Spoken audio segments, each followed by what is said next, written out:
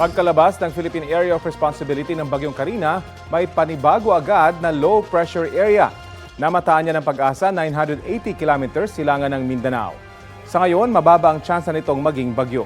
Pero manatiling tumutok sa mga weather update dahil posible pang magbago ang mga datos tungkol sa LPA habang ito ay malayo at nasa karagatan.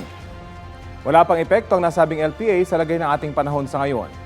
Habagat at mga local thunderstorm pa rin ang magpapaulan sa bansa ngayong araw. Sa mga susunod na oras, mataas ang tsansa ng ulan sa ilang panig ng Northern at Central Luzon, Calabarzon, Mimaropa Region, Visayas at Mindanao base sa rainfall forecast ng Metra Weather.